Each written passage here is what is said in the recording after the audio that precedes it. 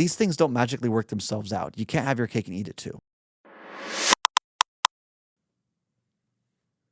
Hey, Mike, I'm getting tired of watching the markets each day. I can't get past the fear of another market crash. Any tips? Yeah. In the book, I talk about diversification in a different way. So when I talk about diversification, specifically, I'm trying to address diversifying your assets by objectives and not investment ambiguity. Here's what that means. When you're invested in the market, many people think, well, it all should be kind of in the same category, and then it will just overall smooth out. Like things will just magically work out. I do not agree with that sentiment. I do not agree in the generic portfolio that's you're diversified with large cap, mid cap, small cap, which by the way, most people can't even answer what that means. Emerging markets, international, blah, blah, blah, blah, a bunch of jargon that say, why do you have that? Why aren't you supposed to have that? Who said? Yeah, That's what everyone I'm does. just going back in my mind as you're talking now, like I'm in a previous job. Yeah, remember Like, when you're in the call center? yeah, Your first job was a call center for a financial yeah, we brokerage did house. record keeping for 401k plans, right? Yeah. Employer sponsored plans. Yeah, And so, you know, a little bit of a throwback. you just you just get these like this menu like, okay, here are my options. Oh, here's some small cap, large cap, emerging markets, just like you said. I guess I should put a little bit here, a little bit here, a little bit there, right? Then Because that's what everyone does. and you don't really know why. Now that you're mentioning it, I'm like, oh, why did I do that? I just because I thought that's what I was supposed to do. Yeah, we're trying to be smart and diversify Yeah. without understanding what diversification actually means. Right. So the general rule of thumb for diversification is if you put all your eggs in one basket, you've increased your risk. That means you've increased your growth potential, but with that increase of growth potential increases your downside risk. That right there is one of the most misunderstood topics in finance, in my opinion. Here's why. When it comes to your actual investments, when do you need the money? If you need the money in 1, 2, 3, 4 years, why are you putting it in stocks or bond funds that can lose money? A CD, a treasury, a buffered ETF, which has upside potential but no downside risk, it resets year over year. These other types of investments or products, they give you more predictability that the money that you need will be there when you need it to be there.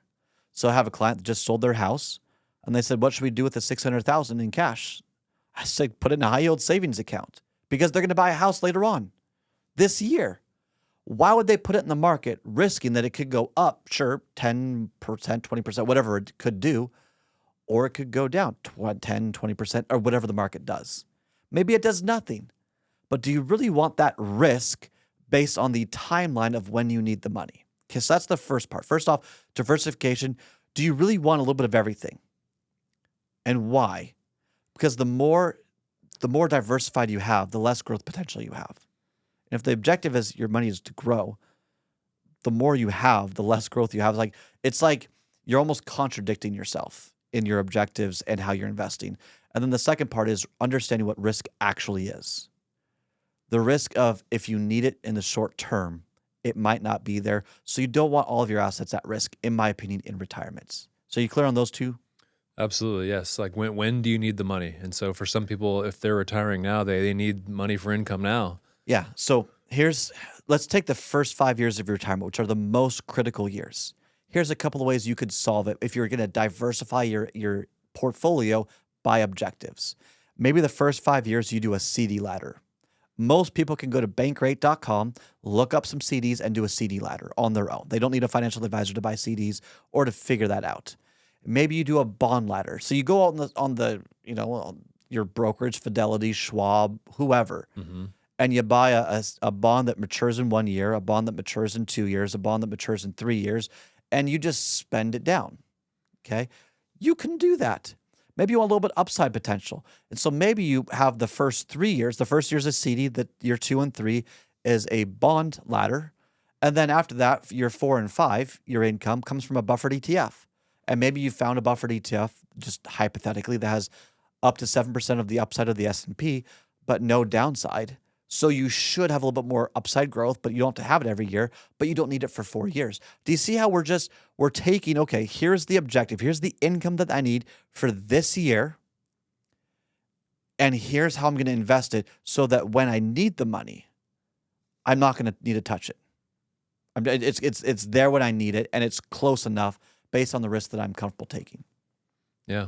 This is a totally different thought process that many people getting closer to retirement do not go. They do not go through the exercise because here's what typically is said is, well, if the markets are up, we'll just take a little bit here. We'll with dividends, and then maybe we'll sell some of these stocks, the underperformers, and blah, blah, blah, blah, blah. And if the markets are down, maybe we'll take income from your bond funds. Well, what if the bond funds lost money? It seems like a lot of maybes in there. Yeah, it's this kind of oversimplified advice where you're just kind of explaining away, well, we'll figure it out then. It's not proactive at all. It's very much like, well, don't ask me detailed questions because I don't really want to answer them because I can't promise returns, which no one can promise returns. I can't promise returns. Right. No one, if anyone's promising you returns, it better be about a CD or a treasury at a fixed rate because anything else is just wrong. You can't do it.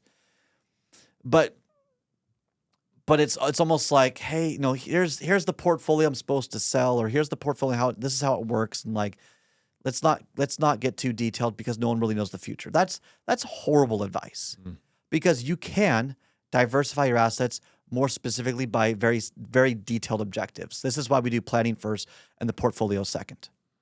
Is to figure out your needs first, figure out the seasons or the timelines of what your assets are supposed to do. Now, the reason why I say all that is because this individual right here is probably trying to time the market. They're probably trying to figure out every little detail that they need so they don't screw it up because all their assets are probably in kind of one type of investment, typically in the stock market, because that's where you have the most growth potential, but you have the most risk. And they're trying to figure it out each day. That's a lot of stress. That's a lot of pressure. Right. And what if you get it wrong? It's, just the lifestyle you have for the rest of your life. It's your entire life savings that you may have screwed up. That's a pretty tough pill to swallow. Yeah. So for the first 5 years, maybe and you could buy, by the way, a lot of people don't know this, you could buy a period certain annuity. Here are two options. A SPIA, single premium instant annuity. You could just basically say, hey, insurance company, I want a CD ladder, but I want you to do it for me. What's the going rate? You put the money in there and instantly you're getting payments for the next 5 years. That's the easier option than going through all the work with the bond ladder, the CD ladder, and it's kind of comparable. Typically, I mean, you got to shop these things around, but maybe you just solve it by that way. There's also a fixed index annuity that you can buy with a 5-year period certain. So maybe you don't know when you want to retire, but you want to retire in the next couple of years. So you just buy it, you put enough money into a fixed index annuity that when you want to retire, you then turn on the next 5 years of income, period certain. So whether you're alive or someone else, you die and someone else is going to get it, there's guaranteed 5 years of payments. Someone's going to get that money. That's why it's called period certain. You're getting it or someone's getting it. It's not the lifetime income that everyone talks about. That's a different way to approach it. Yeah. Okay. Then you can say, okay, well, if markets typically recover within a couple of years, now I've got enough breathing room for them to recover. So then you have to take the risk part of your portfolio and ask yourself, do you want to be an active trader or do you want to be a long-term investor? Here's the difference. When you invest in the market, you're looking at high-quality companies that you're going to buy and forget about it for 5 to 10 years. You are not going to look at it. Okay, and this is the Intelligent Investor by Benjamin Graham, who was Warren Buffett's mentor. Great book. Read chapter 11 specifically on how to evaluate these companies. And if there's an emotional element, read chapter 8. Chapter 8 talks about how to bridle your emotions. When the markets go down, know that they're going to recover. Okay, It's talking about having good companies with good leadership, with good financials that you're buying at a good price. Okay, and the first metric is you're looking at a price earnings ratio that's low, as in like 19, 20, maybe 30x. That's the threshold you typically would look at based on Benjamin Graham's thought process. You might not understand what that really means, but start looking at stocks and ask yourself, what's the price earning ratio? It's available. Yahoo Finance will tell it to you. And if it's like 20, 30, maybe it's a good deal to have that stock. If it's 500, Mm. maybe there's a bit of a red flag there. Okay. Palantir. Yep. For those who know. Yeah, well, and the reason why I say that is meme stocks typically have a high price earnings ratio. So like for some stocks that have like a 500 price to earnings ratio, it means that their company revenue would have to increase by 900% before the current price of that stock makes sense. Okay. So this is maybe like a newer company that has promise for the future. Yeah. And their L- stock is high now, but they're not making any money. Yeah. They don't A have lot real of earnings. hype. Yeah. A lot of expectations. Right. Be cautious of those. Okay. And then you have companies like NVIDIA. The price earnings was super high, but they kept up with the expectation and did an incredible job. And because of that incredible job, their price earnings, I think, is around like 50x or something like that. So they were able to digest the expectations. That's why I think that the biggest company in the world right now, they have the highest market cap at least. So anyway, but you're looking at fundamental analysis. And then you can, let's say you don't want to dive into the details of all of this. You just want to buy index funds. Okay, you can buy an index fund and just set it and forget it. That would be John Vogel, the founder of Vanguard, who did The Common Sense Investor, which is another great book. And that just talks about buying index funds like SPY or VOO that buys the S&P 500. You can buy the NASDAQ 100, so more concentrated but more growth potential. That's the NASDAQ 100. That's the that kind of the top companies in the NASDAQ, which is an index or a trading marketplace as well, however you want to define it. But QQQ is the ticker for that. These are options that are available to you. But if you're a long-term investor, you're buying it and you're letting it go. The active trader, you're looking for a trade that's going to make sense for a couple of months or a week, and then you're moving on to the next deal. That takes a lot of time, a lot of effort. Both of them take a lot of time, a lot of effort, but one is a little bit easier to stomach than the other one. So you just got to ask yourself, what are you willing to put into it? What do you expect to get out of it? And are you willing to spend the appropriate time for the investment responsibility, or do you want someone else to do it for you? That's really what you're asking. And then if you want someone else to do it for you, are you going to go to a robo-investor and pay like 0.1, 0.2, 0.3, whatever the cost is for that? Are you going to go to an advisor and they're going to charge anywhere from 1% to 2% for their services, and you judge them based on their net of fee performance?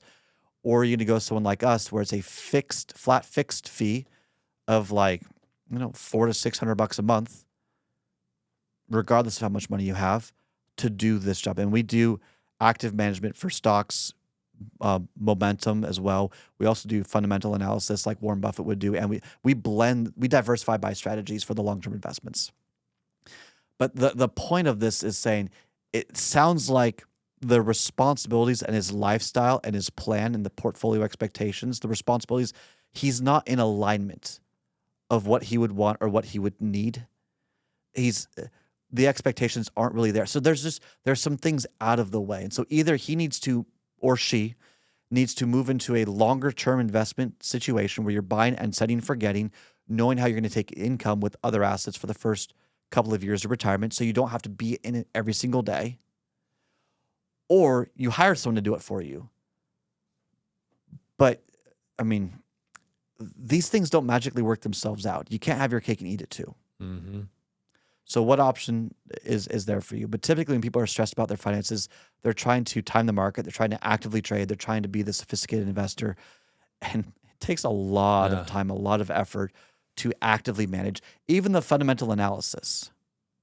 I mean, you really got to understand the company. Too many people will, in my opinion, say, well, what are the stocks everyone talks about? Let's just buy those. It's like, there was I think Roger Ibbotson, who was one of the co-founders of Morningstar, I think it was him that did an interesting study. Maybe it was Bob Schiller. I can't remember who it was. But anyway, they did a study on hot stocks and cold stocks. The hot stocks are like the meme stocks, the ones that are often talked about. And the volatility and the probability people get them wrong is quite high. The cold, boring stocks, tend to actually do pretty okay. Now, not this boring stocks that don't do well. Like Okay. think of like the what's a good example? Of a cold, boring I stock. I'm not giving investment advice here. Right. I'm not telling you to buy these companies, but you look at a company like the Southern Company. Okay, CO is the ticker. I think it's CO or no SO for this Okay. one. SO is the ticker. It's just a utility company. Very boring. Has reasonable returns. That's a pretty neat deal. Or you can look at another part of the energy sector like CEG, Constellation Energy Corporation. They're focused on renewable energies, but also nuclear. They got the 3 Mile Island deal with Microsoft. They're building a nuclear plant. If you look at the energy usage that we're probably going to need in America to keep up with AI and the demand of AI, you might favor some long-term investments with the energy corporations, but that one's going to favor nuclear. And you have to look at, well, why did they miss their earnings recently, and why did the stock drop in here, and what's the long-term play? What's the intrinsic value of a company that is able to create and manage nuclear plants? And are you okay with that? Are you not okay with that? And how do they play into the green energy as well, because they're also doing that? Or do you go to Chevron, CVX, and a Chevron, and then do you blend the two? So do you see, like, you don't just buy random companies and hope it works out. You've got to understand and really almost date the companies and understand what you're buying, and is the intrinsic value, the long-term play, does it make sense, or has it kind of already run its course? And so if you do this, if you sort of know what you're investing in, maybe you lose some of that fear because you're not sort of paying attention. The market ups and downs won't hurt you as bad because you know, well, I know why I'm in that, and I know I've got time. And Yeah, and if they've got good financials, okay. The short-term blip, like the market's day-to-day is a voting machine. It's just noise. Long-term, high-quality companies with good financials, lower debt, should recover just fine. So who cares about the day-to-day drama? That's what this is intended to do, and may give this person some peace of mind if they transition to this. It depends. I personally believe that there is no perfect strategy. I believe in blending active management with stock picking, momentum models with fundamental analysis like what we just talked about, and buying some of the indexes. I think that's the best of all the worlds because you're diversifying by those objectives, but that's just my opinion. Hey, thanks for watching this video. Make sure that you like and subscribe first, and then go to www.retireontime.com to grab a copy of my book, How to Retire on Time, take a few courses about retirement, join my newsletter, and so much more. Now, if you want to work with one of our advisors here at Kedrick Wealth who can help you put together a retirement plan that's designed to last longer than you, just click the button, Get Started. Everything we do is intended to help you retire on time. We hope you enjoy, and we'll see you in the next show.